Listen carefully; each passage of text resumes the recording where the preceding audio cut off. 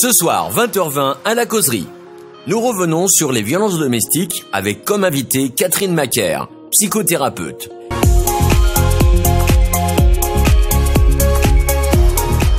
Et bonsoir et bienvenue, nous sommes... quel jour nous sommes? Mercredi.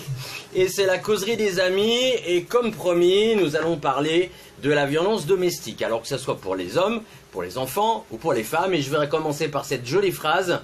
La violence verbale est la première étape de la violence générale contre les femmes. Isabelle Alonso. Avec nous ce soir, nous avons Catherine Macaire. Bonsoir Madame Macaire. Bonsoir Bernie. Comment allez-vous? Bien, je vais bien. Bon bah écoutez, merci d'avoir invité, c'est très gentil. Merci d'avoir accepté cette invitation. Alors, je vous explique le principe. Je vous l'ai dit hors antenne, mais je le redis. Donc, il y a des personnes qui sont connectées sur le Facebook Live. Donc, si vous avez des questions, vous qui êtes connectés sur le Facebook Live, eh ben, allez-y. Cela, donc, la violence domestique, ça englobe tout. Mais ça englobe aussi bien les enfants, les femmes que les hommes. Et justement, on en discutait hors antenne, c'est que vous, ce qui vous touche, Madame Macaire, c'est surtout les enfants. Oui, moi c'est principalement, bien entendu, toutes les violences sont à dénoncer, mais la violence faite sur les enfants me touche particulièrement et surtout qu'elle est souvent banalisée, c'est-à-dire on ne sait pas où commence la vraie violence. Est-ce que c'est juste mettre une claque, une gifle à un enfant ou est-ce que c'est plus poussé? Mais pour moi c'est déjà la violence verbale que je constate dans mon cabinet souvent des certains parents qui ne savent pas parler à leurs enfants, et la violence commence déjà par là, par cette forme de maltraitance, et en expliquant aux enfants en fait mal les choses et en les maltraitant, en ne les considérant pas. Alors Madame Macaire, pour la personne qui vous connaisse pas, vous êtes psychothérapeute et mais vous faites pas que ça en fait. Alors, je suis psychothérapeute, psychanalyste et je suis aussi sexothérapeute. D'accord. Voilà, et donc j'ai une autre activité mais qui ne concerne pas l'émission d'aujourd'hui. Donc je fais du conseil en stratégie d'entreprise dans les ressources humaines.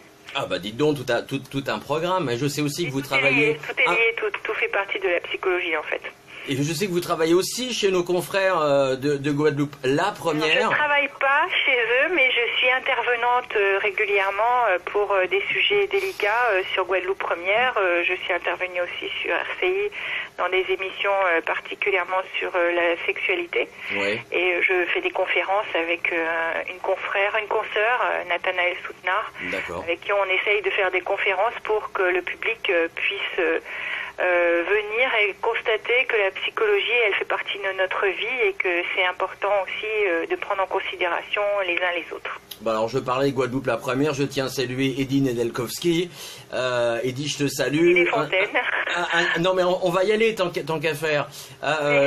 Aussi Kelly, je t'embrasse, et sans oublier Maryse parce que sinon elle va nous faire une crise. Alors donc. Jean-Marc Martifal. Eh ben alors tiens voilà, on embrasse tout le monde. Voilà. Nous on est comme ça.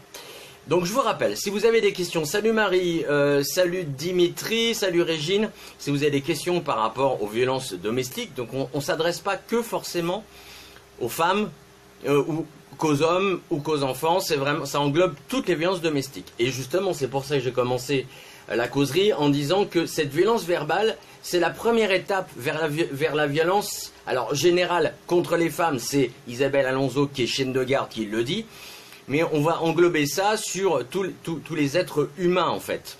Oui. La violence verbale en fait c'est quelque chose qui est insidieux parce qu'elle est souvent comme une goutte d'eau, elle est distillée chaque jour. Ça peut être simplement de maltraiter quelqu'un en la traitant d'incapable, de bête, d'idiot, puis tous les grossièretés qu'on peut dire qui deviennent banales au quotidien et qui font que souvent on laisse passer jusqu'à un certain point et jusqu'à temps que la personne en fait passe du verbal au non-verbal, c'est-à-dire à la violence physique, et qui là souvent devient incontrôlable. Lorsqu'on n'a plus de mots, on utilise des coups en général. Alors justement, on va parler de ça ce soir. Qu'est-ce qu'on peut faire? Quel est le premier geste qu'on doit faire si on reçoit par exemple une claque oui, on va commencer déjà par une insulte verbale. Allez, qu'est-ce qu'on peut faire pour se protéger de ce genre de propos-là?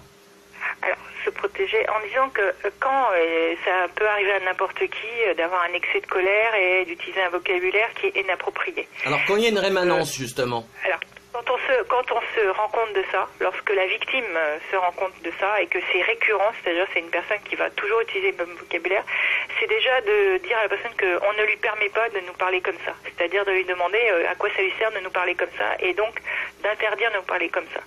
Okay. En général, l'interlocuteur qui est déjà dans cette phase-là, c'est un peu difficile de stopper, qu'il y ait une vraie prise de conscience. C'est-à-dire que souvent pour la personne, c'est naturel de parler comme ça, de mal parler, comme on dit ici, et donc d'intervenir. Donc il n'y a parfois pas grand-chose à faire parce que ce que j'ai l'habitude de dire à mes patients, on peut changer soi, mais on ne peut pas changer l'autre.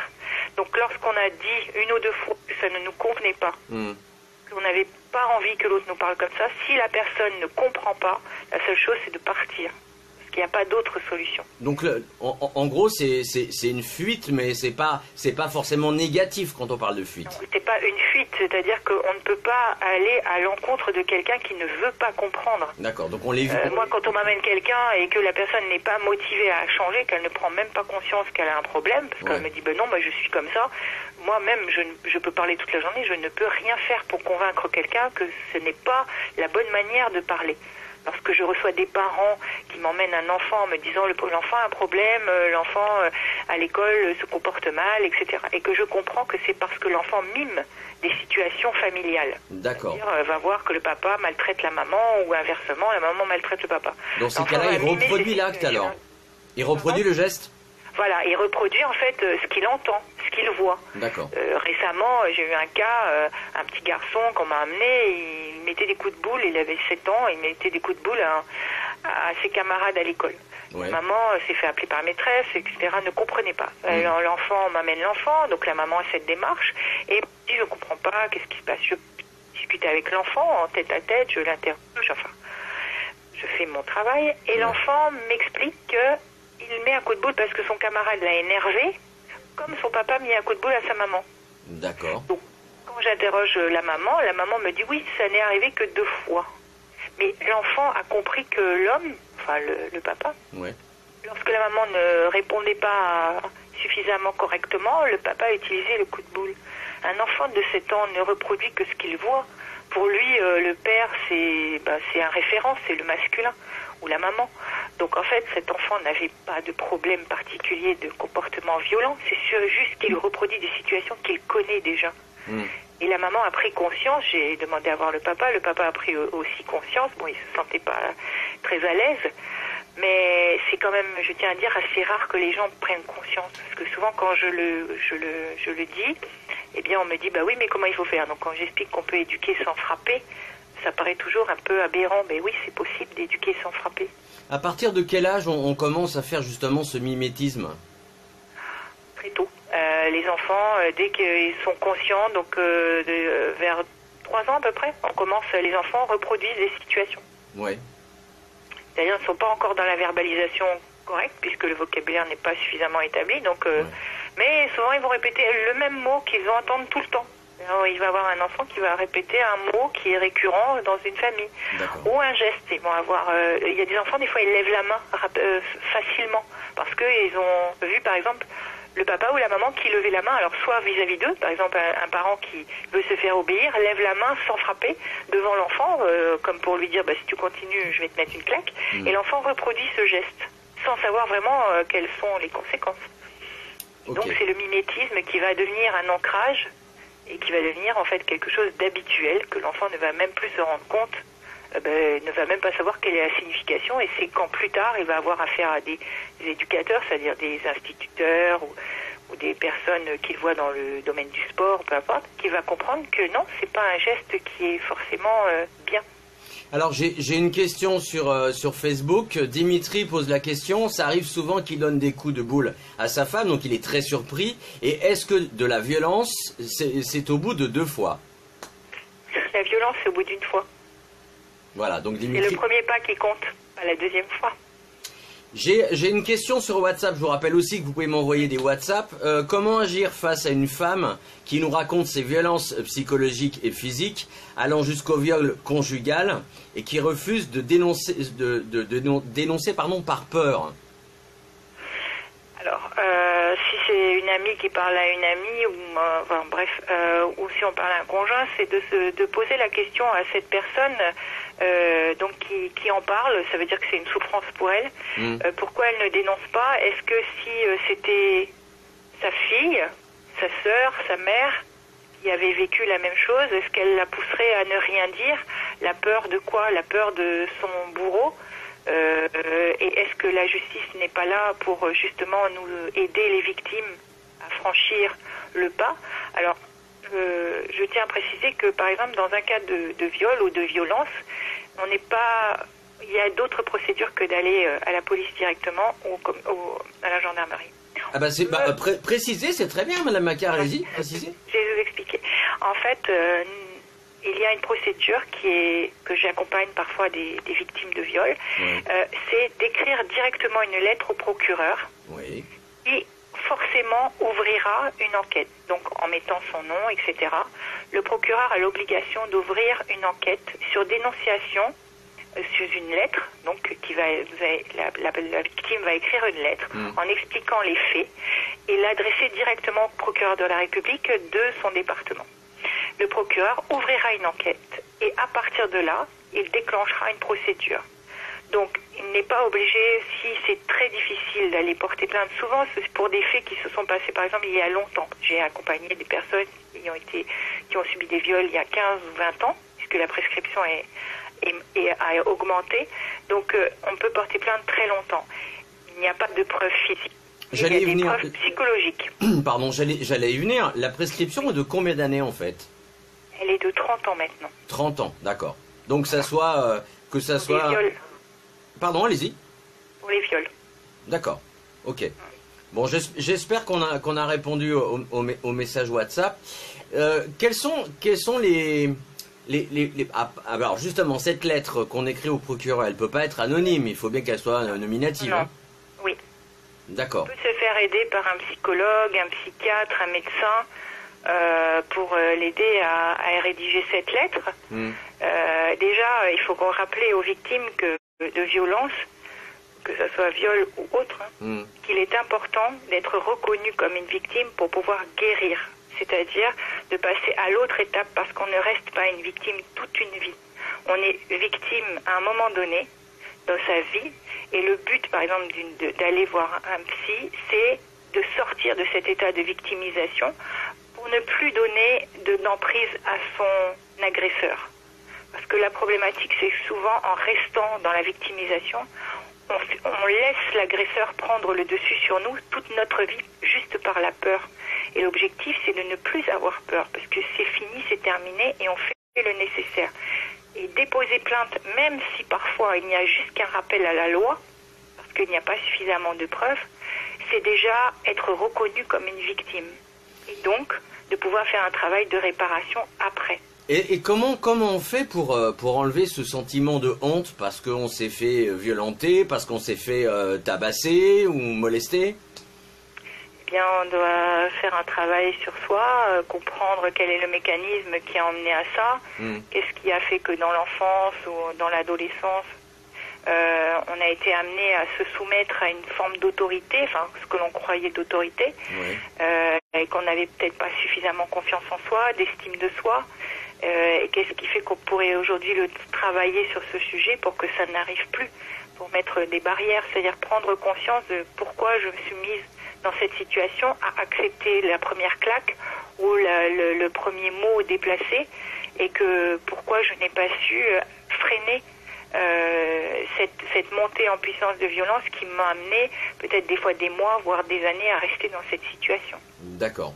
Question Facebook de Dimitri. Comment les femmes abusées ne parlent-elles pas et continuent à aimer leurs hommes? C'est la crainte. C'est pas forcément de l'amour. Parfois, il y a des gens, comme souvent on me pose la question, qu'est-ce que c'est aimer? Ben, j'en sais rien. C'est-à-dire que aimer, c'est normalement avoir du respect, un échange, mais il y a des gens qui n'ont pas appris à aimer, qui ont des histoires tellement lourdes de leur enfance qu'ils pensent que aimer, c'est se soumettre à l'autre, et ils ont tellement peur de l'abandon, de se faire abandonner, que parfois il y a des gens qui préfèrent, entre guillemets, c'est-à-dire qu'ils ne connaissent que la maltraitance depuis longtemps. Donc, ils restent dans cette situation parce qu'ils ne connaissent pas autre chose et ils ont l'impression de ne valoir que ça. C'est-à-dire qu'ils ont l'impression que, en fait, ils sont bons qu'à ça. Ils se dévalorisent énormément. Les victimes que je peux voir se dévalorisent énormément, pensent qu'ils ne méritent que ça. C'est souvent la problématique, elle est là, c'est-à-dire le manque de confiance en soi et d'estime pour soi. Est-ce que c'est pas un problème, on va dire, d'éducation parentale, que du fait que l'enfant devienne victime et après devienne bourreau par la suite? C'est-à-dire? C'est-à-dire que, par exemple, si les parents, justement, on a ce process comme quoi monsieur tape madame ou madame tape monsieur, mais ça on va en parler après, et qu'ils ont un enfant, justement, que après l'un ou l'autre va frapper l'enfant, qui donc devient victime. Est-ce qu'il n'y a pas un risque dans le futur qu'il devienne bourreau, pardon? Alors, il y a les deux cas. Soit l'enfant, tout dépend, parce que nous avons ce que nous sommes au fond de nous, c'est-à-dire ce qui est intrinsèque, et puis ce que nous transformons par l'éducation que nous recevons et l'environnement dans lequel nous grandissons. Alors, souvent, ce qui se passe, c'est que quand on a été victime soi-même de maltraitance, soit on reste quelqu'un de victime toute une vie, soit on devient soi-même en fait quelqu'un de maltraitant, parce que c'est comme une revanche entre guillemets, ou qu'on ne sait pas faire autrement puisqu'on reproduit ce que l'on connaît. Comment briser ce process justement? Alors ce process, c'est déjà que la personne arrive à prendre conscience, c'est-à-dire que c'est une souffrance d'être dans cet état et de prendre conscience que ce que je fais n'est pas en accord avec ce que j'aimerais faire. Donc c'est une prise de conscience et c'est un travail thérapeutique qui doit se faire petit à petit pour prendre conscience que ce que je fais, je n'en suis pas fière et j'ai l'impression que ça n'est pas moi. C'est-à-dire c'est quelque chose que je reproduis mais je ne sais pas vraiment pourquoi en fait. Donc c'est quand il y a ce processus-là, à ce moment-là, il faut se faire aider par des professionnels pour pouvoir dépasser ce genre de situation. Et par quel type de professionnel justement? Alors psychothérapeute, psychologue, psychiatre. Alors, il faut en parler à son médecin aussi qui pourra orienter vers des professionnels en fonction des éducateurs spécialisés qui vont pouvoir aider. Alors, faudrait un peu être patient parce que j'ai plein de messages un peu partout. Quelle différence y a-t-il entre psychothérapeute, psychiatre et psychologue? Est-ce que vous pourriez expliquer un peu aux gens qui ne savent pas? Alors, un psychiatre, c'est un médecin, une spécialité en psychiatrie, qui délivre des médicaments, qui est habilité à faire des diagnostics de maladies psychiatriques, qui est par défaut un psychothérapeute, puisque c'est dans son cursus également, c'est pas automatique. Un psychothérapeute utilise différentes techniques de psychothérapie, et le psychologue est plutôt spécialisé dans tout ce qui va être analytique, c'est-à-dire le psychologue est aussi parfois psychothérapeute, souvent, mais lui, il va plus utiliser des moyens cognitifs, utiliser des tests, utiliser toute une batterie en fait d'outils qui sont à sa disposition. Et psychanalyste, ce que je suis, va plus travailler sur ce qui se passe dans l'inconscient, donc plus dans la verbalisation et l'accompagnement. Mais le but de tous ces métiers, c'est la même chose, c'est le bien-être de la personne. Après, c'est quelque chose que chacun doit trouver avec le thérapeute en face de lui qui lui convient. Alors, je vais aller assez vite, puis après je passerai aux questions. Et est-ce qu'on a besoin de faire une analyse, par exemple, quand on a été violé ou violenté ou voilà? Alors, on a besoin une analyse, ça c'est on parle de psychanalyse. Voilà. Pas forcément, mais on a besoin d'un soutien et on a besoin de dépasser cet événement par une psychothérapie brève, ça s'appelle une TCC, thérapie cognitive et comportementale, pour rectifier le comportement de peur qui s'est installé. C'est-à-dire pour dépasser un traumatisme et les chocs post-traumatiques qui sont viol ou autres, ça peut être choc dû à un décès, etc. Il n'y a pas que dans ce cas-là. C'est nécessaire pour ne pas garder en soi cette problématique ou l'enfouir et la ressortir plus tard, parce que parfois on arrive à gérer dans l'immédiat et puis on enfouit ça et ça ressort 5 ans, 10 ans, 15 ans plus tard. Ça s'appelle des dénis de situation. Ça m'est arrivé d'avoir des patientes qui avaient occulté carrément en fait un viol et qui est remonté 15 ans plus tard. Et lorsque ça remonte, c'est très difficile à gérer parce que souvent il y a une panique, on se pose la question est-ce que c'est vrai, est-ce que c'est pas vrai. Et là, ça peut créer ce qu'on appelle un effondrement psychique et ça doit être pris en charge qui peut mener à la dépression, à des maladies aussi qu'on appelle maladies psychosomatiques. Est-ce que on va parler aussi peut-être de lâcher prise, justement, c'est ce que vous venez de dire. Alors j'ai une question WhatsApp, et pour une femme qui a été de plus en plus isolée du monde à cause de son mari, pas le droit d'étudier, pas le droit d'aller en salle de sport, etc. Qu'est-ce qu'on peut faire pour l'aider, cette femme? Alors lui faire prendre conscience petit à petit que cet enfermement ne l'amène nulle part, qu'aucun être humain ne peut avoir d'emprise sur un autre être humain, c'est-à-dire essayer de convaincre quelqu'un de je sais ce qui est mieux pour toi. Alors c'est pas possible, c'est-à-dire chacun doit posséder sa propre vie et personne n'est au-dessus de nous. Donc nous devons faire comprendre, le but c'est de faire comprendre à cette personne qu'elle peut choisir la vie qu'elle veut, elle n'a pas besoin d'un homme ou de quiconque pour savoir qu'est-ce qu'elle peut faire ou pas. Nous sommes des êtres libres. Karine, alors je vais essayer de résumer un petit peu ce qu'elle a écrit. C'est que elle se rappelait que son ex-mari, quand elle en avait marre de sa violence et de ses mots, elle finissait par dire qu'un jour elle allait partir avec ses enfants, enfin avec ironie, pardon. Et il lui répondait avec ses 3 enfants, tu iras où? Justement, quelqu'un qui a des enfants, qu'est-ce qu'elle peut faire? Comment elle peut se sortir de ce marasme là? Qu'est-ce qu'elle doit faire en premier lieu? En premier lieu, il faut qu'elle aille voir une assistante sociale de la mairie, de sa commune, de la CAF, pour expliquer sa situation. D'accord. Et aujourd'hui, il y a des aides pour les femmes et pour les hommes aussi. Ouais. Ça lui permettra de mettre ses enfants en sécurité. Lorsque il y a des situations où je constate qu'il y a une maltraitance vis-à-vis d'une femme, ouais, qui a des enfants, mon premier souci c'est est-ce que vos enfants, vous pensez qu'ils peuvent grandir dans un environnement violent, verbalement ou physiquement? Est-ce qu'il ne faut pas les mettre en protection? Donc la première solution, c'est donc d'aller voir une assistante sociale. Si c'est possible, eh bien de quitter le domicile et d'aller se faire héberger dans la famille, par exemple, ou chez des amis, pour se mettre en protection et mettre ses enfants en protection. Parce qu'un enfant qui vit de la violence familiale est très choqué, parce qu'un enfant n'a pas le cerveau d'un adulte. Un enfant, c'est pas un mini-adulte, hein. C'est un enfant et un cerveau en construction. Souvent, on pense qu'un enfant, on peut tout lui expliquer, il va tout comprendre. Il ne comprend pas de la même manière qu'un adulte. Il suffit de réfléchir et de se dire, un enfant de 8 ans, de 7 ans, il croit au Père Noël, et il croit qu'il y a des petites souris. Il y croit ferme. Ça veut dire que son cerveau n'est pas apte à comprendre certaines situations. Donc lorsqu'il voit de la violence, il la prend de plein fouet, qu'elle soit verbale ou qu'elle soit physique, et il développe des peurs qu'il va gérer comme il peut et qui vont ressortir souvent à l'adolescence ou à l'âge adulte. Donc, ne me dites pas que le Père Noël n'existe pas, parce que là je vous crois pas.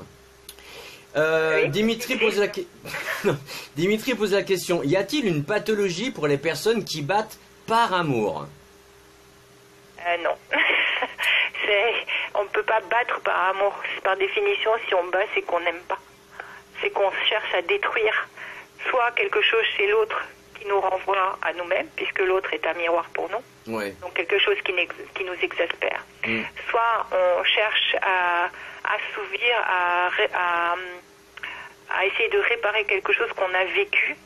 Et quand l'autre, souvent la violence se déclenche quand l'autre dit quelque chose qui nous renvoie à une situation frustrante de notre passé qu'on n'a pas su résoudre. Et souvent, ce que j'entends, c'est « elle m'a manqué de respect, il m'a manqué de respect ». Donc c'est ne pas devoir régler des problèmes et de les trimballer toute sa vie. Pourtant, ce que dit Dimitri, moi ça m'est arrivé d'entendre des femmes battues qui me disent « mais il m'aime, il me bat et il me bat par amour ». Donc c'est pour ça que la réflexion de Dimitri est très intéressante. Oui, mais parce que c'est justement ce que je vous ai dit tout à l'heure, c'est que les gens n'ont pas appris à être aimés. Et pour eux, aimer, c'est que dans la violence. C'est-à-dire que si je mets des coups, comme par exemple à mon enfant, c'est pour l'éduquer bien. Alors que non, ça veut dire que je ne sais pas l'éduquer. J'essaye de lui éduquer par la violence. On ne peut pas éduquer dans la violence. On doit éduquer dans la compréhension. Mais quand je n'ai pas appris à expliquer, comment je peux faire pour l'expliquer? Et si toute ma vie, en général, les gens qui vivent ce genre de situation adulte, ils l'ont vécu enfant. C'est-à-dire ont déjà été maltraités enfant. Mais ne se rendent plus compte puisqu'ils ont vécu dedans. Ça m'arrive d'avoir des patients qui me disent « Oui, mais moi quand j'étais petit, je me faisais taper avec des fils électriques, je suis pas mort. » Oui, d'accord, vous n'êtes pas mort, mais vous êtes dans quel état psychologique? Comment vous avez vécu quand vous étiez enfant? Remémorez-vous.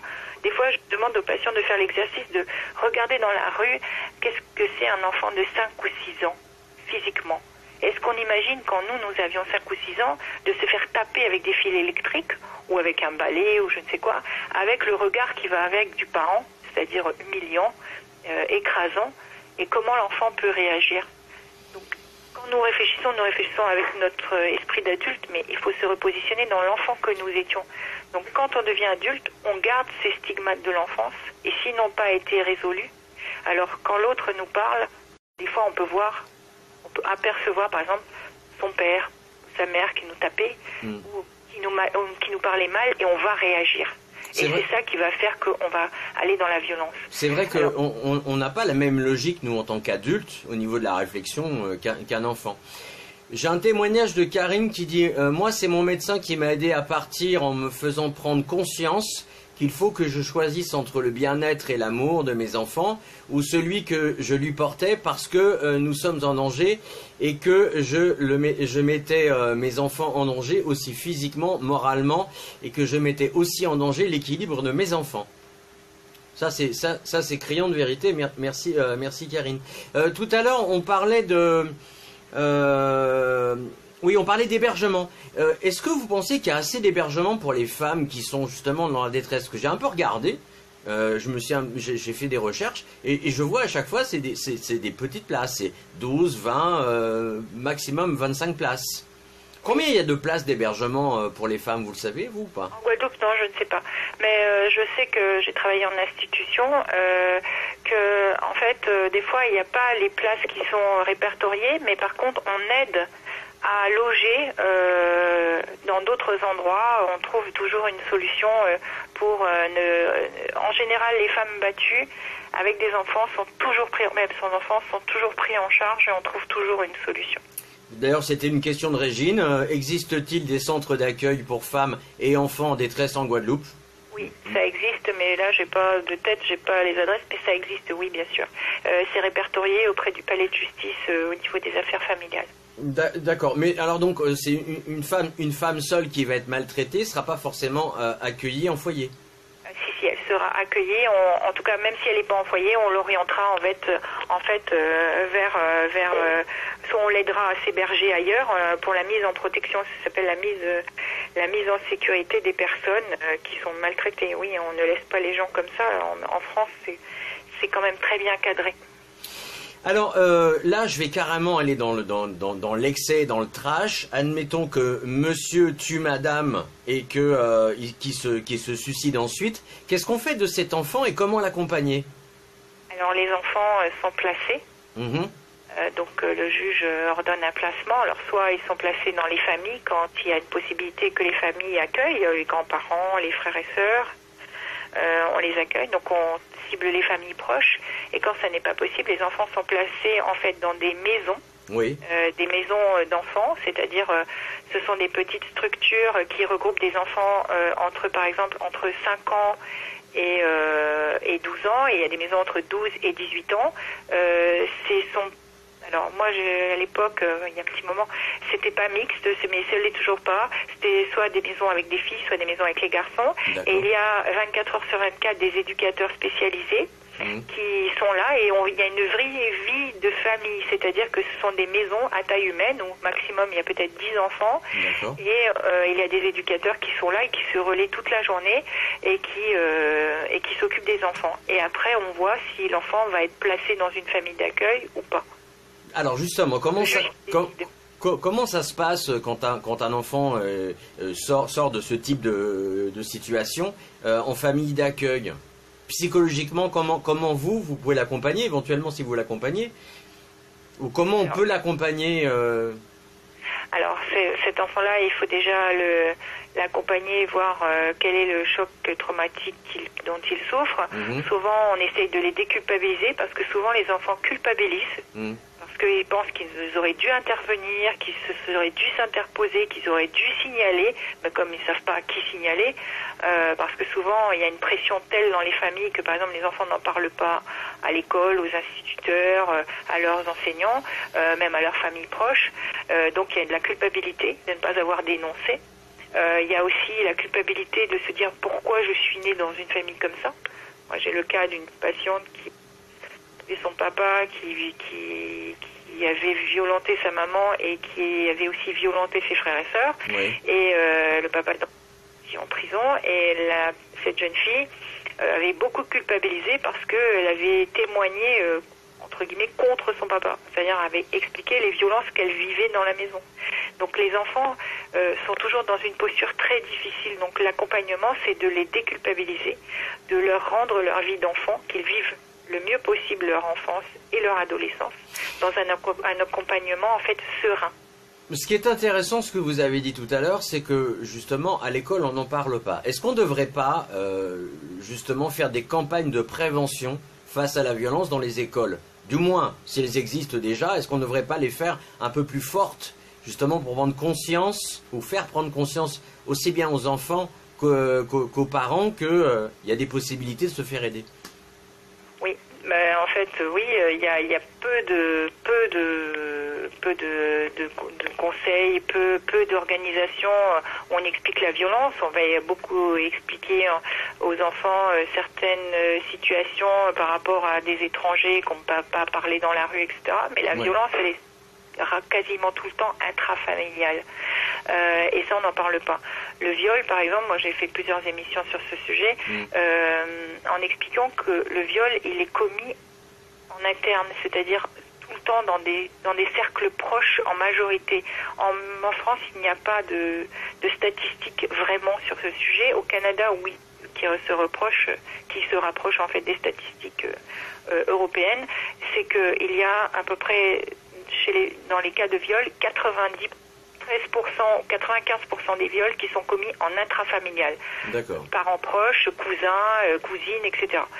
Et il n'y a pas de dénonciation et il y a très peu d'informations qui sont faites dans les écoles parce que c'est un sujet très délicat. En ce qui concerne les enseignants ne savent pas forcément l'aborder et les intervenants extérieurs, c'est pas toujours facile de faire des interventions sur le sujet sur des enfants petits. Ensuite, la violence physique, c'est compliqué en fait d'une région à une autre. Ouais. Tout simplement parce qu'il y a des usages qui sont difficiles d'enlever. Par exemple, quand il y a eu le débat sur la gifle ou les claques ou les fessées, ouais. Il y a eu tout un mouvement de parents qui disaient oui, une fessée, ça ne fait pas de mal à personne. Donc, c'est compliqué d'expliquer quand commence la vraie violence. Ouais. La vraie violence commence quand on en est en souffrance. Quand l'enfant, en fait, des fois, ça arrivait à tout le monde de mettre une claque, une fessée à un enfant, mais il faut savoir, il y a fessée, il y a l'intention, c'est-à-dire le choc, un parent qui est stressé parce que l'enfant a failli tomber et le réflexe ou a failli se brûler ou se mettre les doigts dans une prise et on met une claque. Ça, c'est un réflexe parce qu'on a eu très peur. Mais volontairement prendre l'enfant, le déshabiller, le frapper, ça, c'est un acte de violence. Pour moi, en tant que psychothérapeute, mais aussi en tant que maman, j'ai 4 enfants, c'est intolérable. D'accord. C'est-à-dire, pour moi, on ne peut pas éduquer en frappant. C'est pas possible. On fabrique de la haine. C'est-à-dire que lorsque vous frappez un enfant, j'incite les parents à regarder le regard de l'enfant. L'enfant vous regarde et vous sentez dans son regard toute l'humiliation que vous lui envoyez. Et ça, vous fabriquez de la haine pour plus tard. C'est-à-dire que quand il va être grand, il va avoir 15-16 ans, il va se rebeller contre vous et vous n'allez pas comprendre ce qui se passe. Parce que l'enfant, tout ce qu'il a engrangé d'humiliation répétée, de honte, il va vous la retourner parce qu'il sera grand. Et là, c'est là qu'il va y avoir les conflits. Ou alors du mal-être. L'enfant va se sentir extrêmement mal ou agressif avec les autres. Donc attention, quand nous faisons certaines choses avec nos enfants, de quelles sont les conséquences sur le long terme. Donc là, il y a un risque de vendetta au niveau soit de la famille, soit de tout ce qui entoure.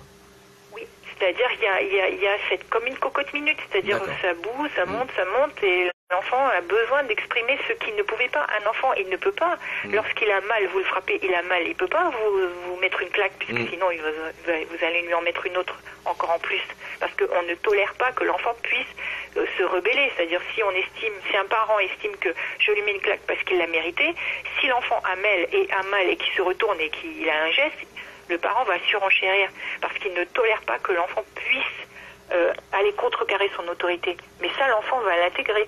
Alors, plus tard, il va pouvoir contrecarrer votre autorité puisqu'il sera peut-être plus grand que vous. Ok. J'ai un message WhatsApp audio et j'ai une question sur Facebook de Régine. Quels sont les critères pour devenir famille d'accueil et qui contacter? Alors là, je peux pas répondre parce qu'il y a longtemps que je travaille plus en institution, mais il faut contacter en fait les services sociaux, la CAF,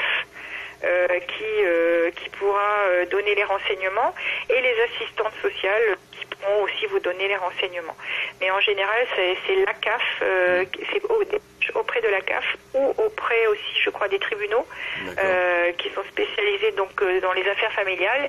Et il y a tout un dossier, toute une procédure avec une enquête qui est menée pour savoir si vous êtes en capacité d'accueillir ou pas les enfants. Alors, c'est parti pour le message audio de WhatsApp. Madame Macaire, je vous trouve vraiment perspicace. Là, vous me replongez dans des souvenirs d'il y a 15 ans. Mais effectivement, j'ai eu la chance de rencontrer un médecin qui m'a dit qu'à un moment, il fallait que je choisisse entre l'amour que j'avais pour mon bourreau ou l'amour que j'avais pour mes enfants que j'avais mis au monde. Et qu'il fallait à ce moment-là que je prenne des décisions. Et grâce à lui, j'ai réussi à passer le cap, j'ai réussi à porter plainte, j'ai réussi à aller voir un juge pour lui demander, en lui montrant les coups et les cicatrices que j'avais, est-ce que je pouvais quitter mon domicile conjugal. Et j'ai réussi à partir. Et ça a été vraiment une force et vraiment une libération, même si après on en paye le prix de se retrouver seul avec 3 enfants, mais c'est une libération parce que je sais que je les ai délivrés eux de quelque chose et que mon fils n'aura pas l'éducation par l'exemple, et c'était vraiment important pour moi. Entre-temps, il a quand même été condamné, il a pris de la prison avec sursis, il a quand même payé, mais il m'a fallu tellement d'années pour partir et c'est tellement dur. Les gens croient qu'à la première baffe on peut partir, mais après on est sous emprise, on manque de confiance et on se dit que sans l'autre on n'est plus rien, alors que c'est l'autre qui n'est plus rien sans nous en fait. Vous avez entendu? Oui, j'ai entendu. Alors, je remercie cette dame. C'est très juste ce qu'elle dit. Alors, je voudrais rajouter quelque chose. Je suis quelqu'un qui lit énormément et il y a, je sais pas, l'auteur Khalil Gibran, qui est un grand philosophe, qui a dit que voilà, les enfants ne demandent pas à venir au monde. C'est-à-dire que ce sont des adultes qui décident de mettre au monde des enfants.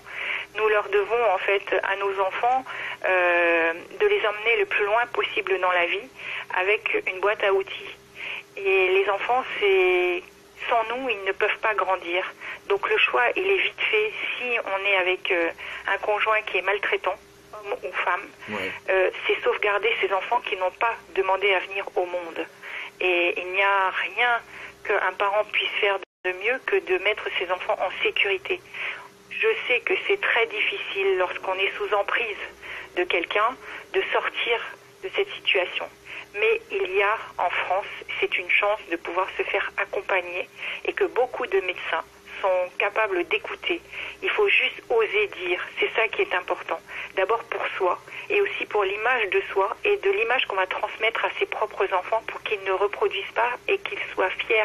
Même si des fois c'est difficile d'être avec 2, 3, 4 enfants tout seul, il vaut mieux être en sécurité avec peu de choses que de rester dans une grande maison et d'être en stress permanent, parce que les enfants sentent votre stress et ne vous sentent pas heureux.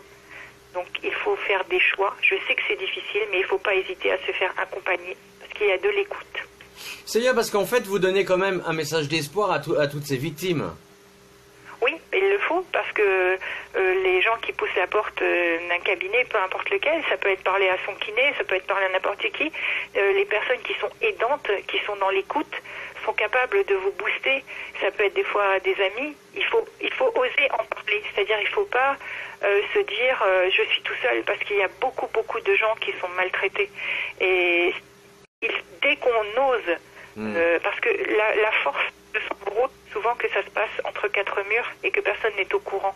Donc dès qu'on va le révéler, il va avoir moins de force. C'est-à-dire qu'il faut le démystifier. C'est quand même quelque chose... Alors, aussi, je tiens à dire que les personnes qui frappent sont aussi en souffrance. C'est-à-dire qu'ils sont aussi à prendre en charge. D'accord. Ils ne savent pas communiquer autrement. Mais ils sont enfermés dans leur système et ils se font du mal et ils font du mal aux autres. Donc ils ont aussi besoin d'aide que les victimes. Donc là, si vous ne le saviez pas, les deux souffrent, aussi bien celui qui est bourreau que la victime. Moi, ce que j'aimerais aussi aborder, c'est par rapport aux personnes aux situations de handicap. Des personnes qui sont en fauteuil ou qui sont, handicapées. Comment dénoncer ce type de violence par rapport à des personnes qui, entre guillemets, ne peuvent pas se défendre? Alors là, c'est souvent les aidants, c'est-à-dire les infirmiers, les kinés, les personnels soignants qu'on peut alerter. Ou son entourage, quand on est victime, ça peut arriver, de personnel soignant. C'est-à-dire de son entourage, de ne pas hésiter à parler, parce que c'est pas parce qu'on est réduit, entre guillemets, physiquement, qu'on est réduit intellectuellement. Donc on peut en parler à son entourage jusqu'à être entendu. Il faut pas hésiter à dire à qui veut l'entendre lorsqu'on subit des choses qui ne nous conviennent pas. Dès que l'on sent que quelqu'un nous parle et que ça nous heurte, ou est un geste qui nous heurte, il ne faut pas hésiter à en parler, même si ça paraît anodin, mais rien n'est anodin, il faut toujours essayer de désamorcer dès le début. Et si on est un inconnu, on va dire, de la famille, et si je découvre par exemple que quelqu'un se fait maltraiter, mais que j'arrive vraiment à prouver que cette personne se fait maltraiter, qu'est-ce que je dois faire, ou qu'est-ce que je peux faire? Alors vous pouvez le signaler auprès des services sociaux, donc auprès d'assistantes sociales. Vous pouvez le signaler auprès de la police qui mènera une enquête, qui demandera. En général, quand on signale de la violence physique ou domestique, il y a toujours une vérification qui est faite derrière. Vous travaillez d'ailleurs, vous travaillez avec la gendarmerie, et la police? Non, je ne travaille plus avec eux. Avant, oui, mais aujourd'hui, non. Et on peut brièvement en parler de ça ou pas? C'est-à-dire quand vous avez travaillé avant avec la police et la gendarmerie, comment vous aidiez, comment ça se passait un peu? Parce que je pense que ça n'a pas bougé depuis. Oui, c'était il y a très longtemps, c'était au début de ma carrière. En fait, moi je travaillais en institution, donc j'aidais des jeunes enfants dans des maisons où ils étaient placés, et en fait la relation que nous avions avec la police et la gendarmerie, c'était en fait de faire remonter les informations que les enfants nous faisaient parvenir afin que l'enquête avance. La police est très soucieuse en fait et prend toujours en compte et prend beaucoup de temps.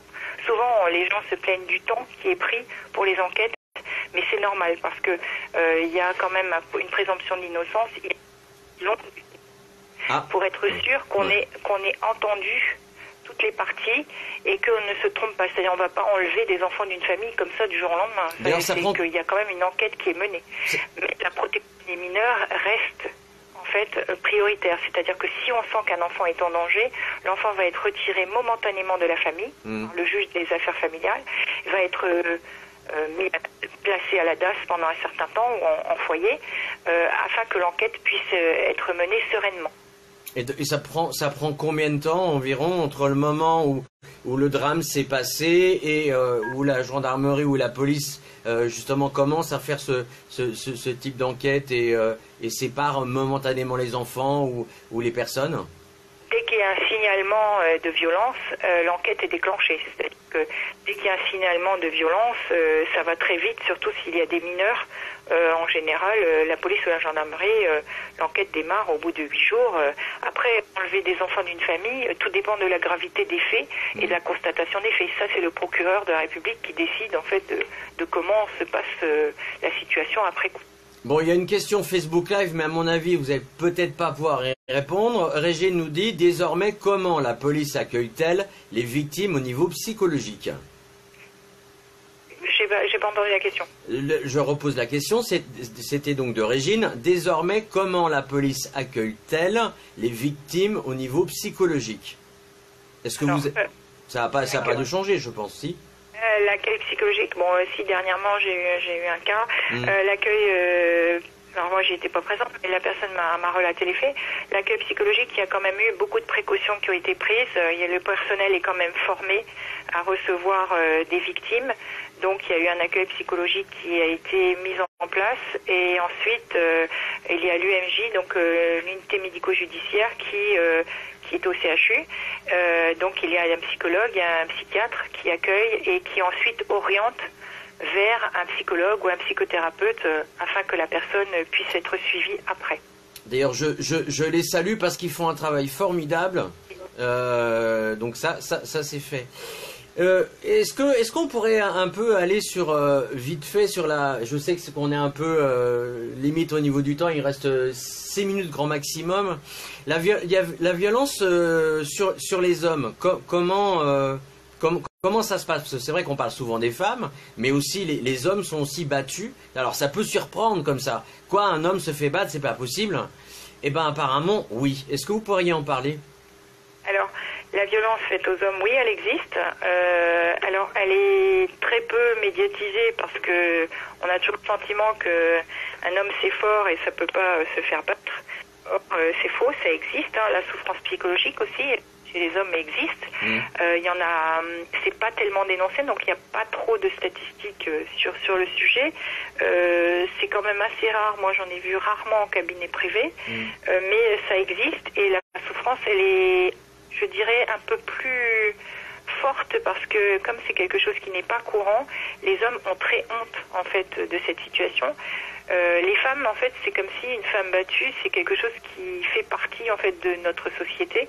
C'est-à-dire que c'est comme si c'est quelque chose qu'on a intégré, que comme ça si existe. c'était normal en fait, la violence faite aux femmes, c'est normal. C'est que ça, on a intégré que ça existe, c'est-à-dire on sait que ça existe. Ouais. Les hommes battus, ça fait toujours un peu sourire, c'est-à-dire comment ça est battu, il n'a pas de muscles, il est tout petit. Enfin, vous voyez, on voit toujours le côté physique, alors qu'il y a aussi l'emprise psychique. Il y a aussi des femmes qui sont pervers narcissiques, qui sont manipulatrices et qui peuvent détruire aussi psychologiquement et physiquement. C'est-à-dire, ça peut être insidieux. Donc, de penser ça, c'est réducteur. Ça veut dire qu'on fait le pont entre la psychologie féminine et masculine, alors que non, la souffrance, elle peut être exactement la même. Sauf que les hommes souvent n'osent pas en parler. C'est-à-dire le subissent sans en parler. Donc il y a très peu de cas qui sont révélés en fait.